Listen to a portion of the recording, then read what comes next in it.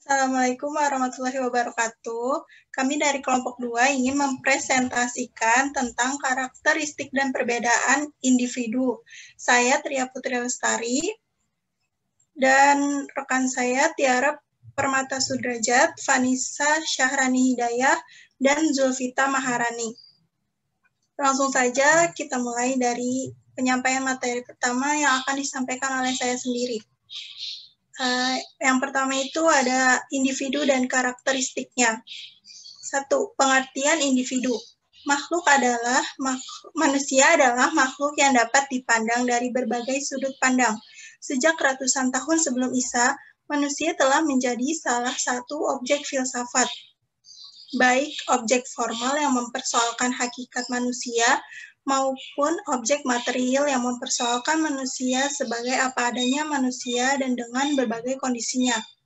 Sebagaimana dikenal adanya manusia sebagai makhluk yang berpikir atau Homo sapiens, makhluk yang berbentuk atau Homo faber, makhluk yang dapat dididik atau Homo educandum, dan seterusnya.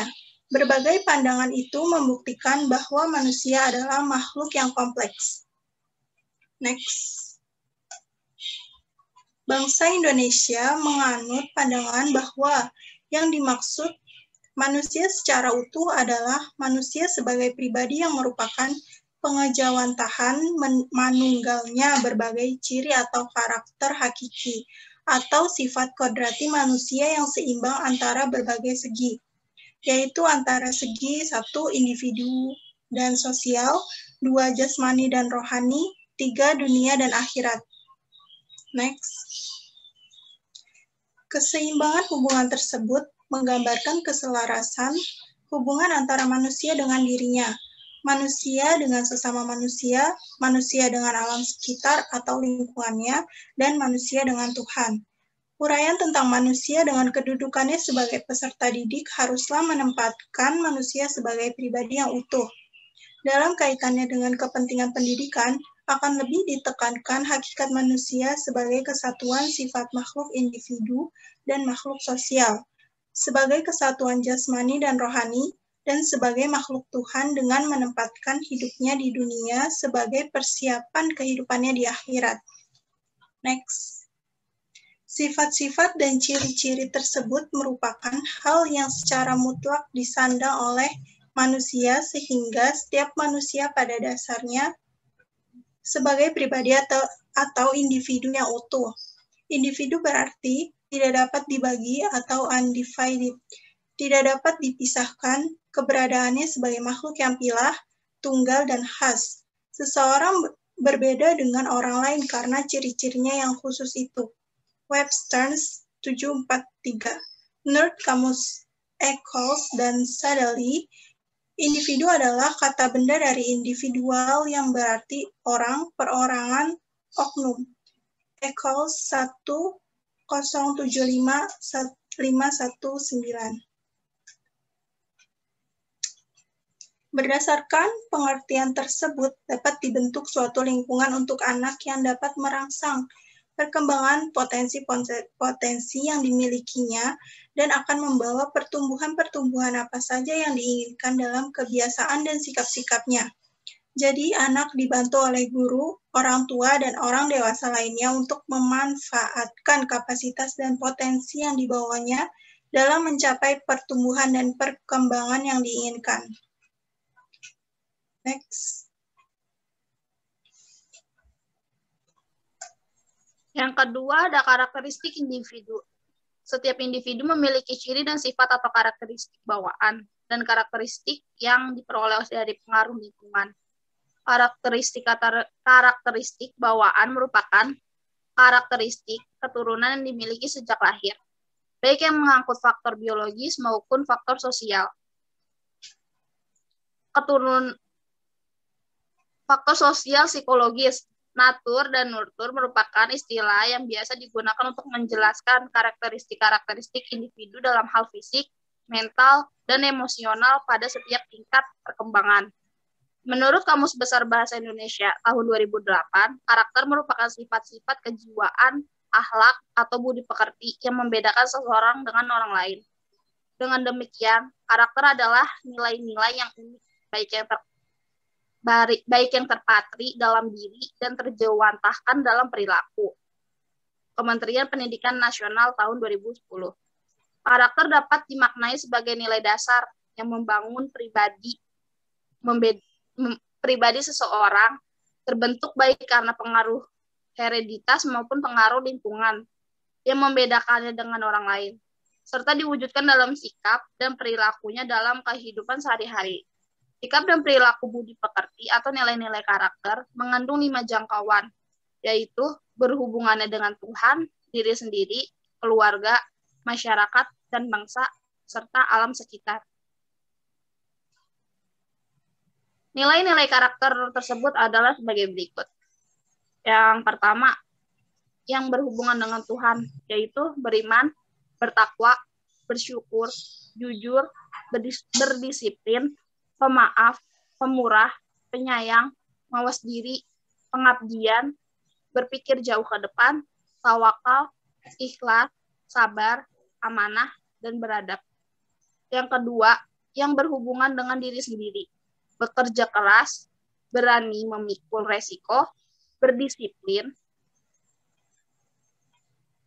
berhati lembut atau berempati, berpikir matang, berpikir jauh ke depan, bersahaja, bersemangat, bersikap konstruktif, bertanggung jawab, bijaksana, cerdik, cermat, dinamis, efisien, gigih, hemat, jujur, berkemauan keras, kreatif, mandiri, mawas diri, menghargai karya orang lain, menghargai kesehatan, menghargai waktu, pemaaf, pemurah, pengabdian, pengendalian diri, produktif, rajin, ramah tamah, rasa kasih sayang, rasa percaya diri, rela berkorban, sabar, setia, adil, hormat, tertib, sportif, susila, tanggung, tegas, tekun, tepat janji atau amanah, dan terbuka.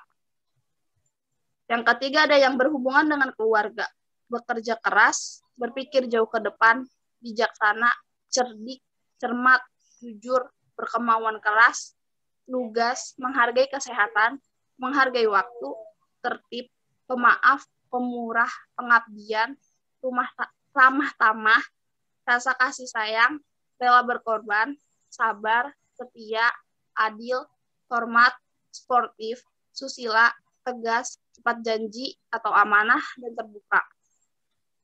Yang keempat, yang berhubungan dengan masyarakat dan bangsa, yaitu bekerja keras, berpikir jauh ke depan, bertenggang rasa atau toleran, bijaksana, cerdik, cermat, jujur, berkemauan keras, lugas, setia, menghargai kesehatan, menghargai waktu, pemurah, pengabdian, ramah tamah, rasa kasih sayang, rela berkorban, adil, hormat, sportif, susila, tegas, tepat janji atau amanah, dan terbuka. Dan yang terakhir, yang kelima, ada yang berhubungan dengan alam sekitar, yaitu bekerja keras, berpikir jauh ke depan, menghargai kesehatan, pengabdian, mencintai lingkungan.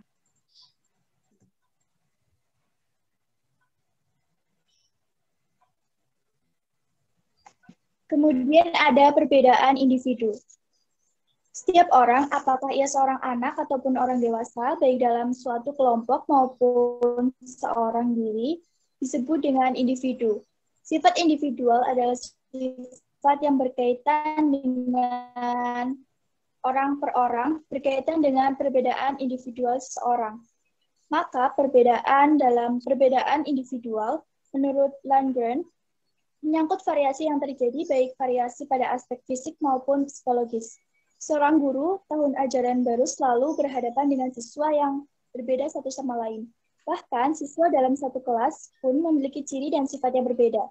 Mungkin sekali dua orang dilihatnya hampir mirip, akan tetapi jika kita amati secara cermat, keduanya pasti terdapat perbedaan. Berikan perbedaan individual ke dalam bidang-bidang berikut.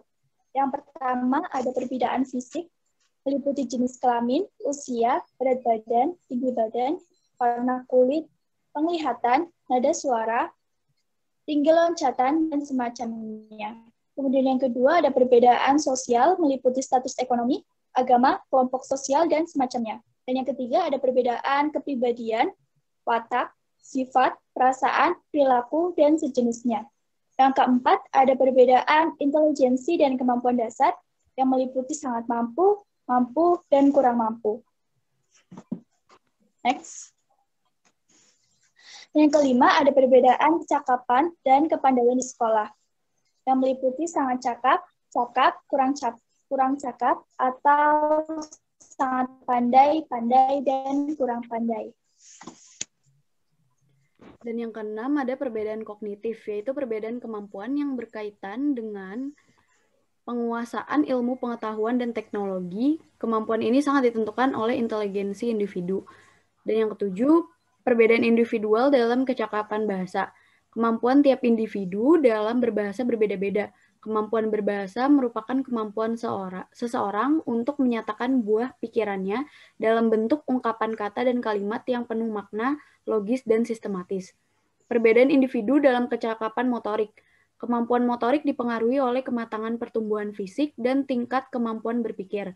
Karena kematangan pertumbuhan fisik dan kemampuan berpikir, tiap orang berbeda-beda, maka kecakapan motorik setiap individu berbeda-beda pula. Yang kedelapan, perbedaan individu dalam kecakapan motorik.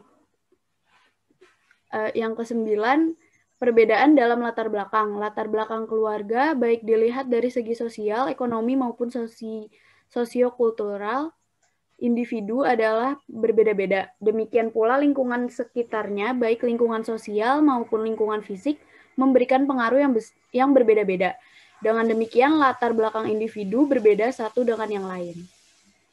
Yang ke-10, perbedaan dalam bakat. Bakat merupakan kemampuan khusus yang dibawa sejak lahir. Kemampuan tersebut akan berkembang dengan baik apabila mendapatkan rangsangan dan pemupukan secara tepat. Bila tidak mendapatkan rangsangan dan pemupukan,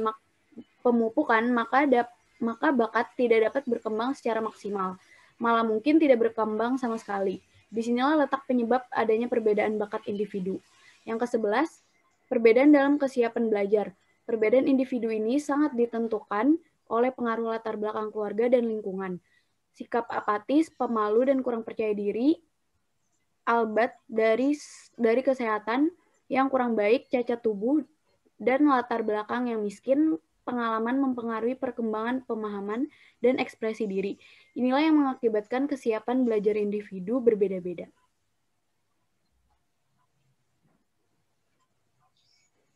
Sekian materi yang dapat kami sampaikan. Kurang lebihnya mohon maaf. Wassalamualaikum warahmatullahi wabarakatuh.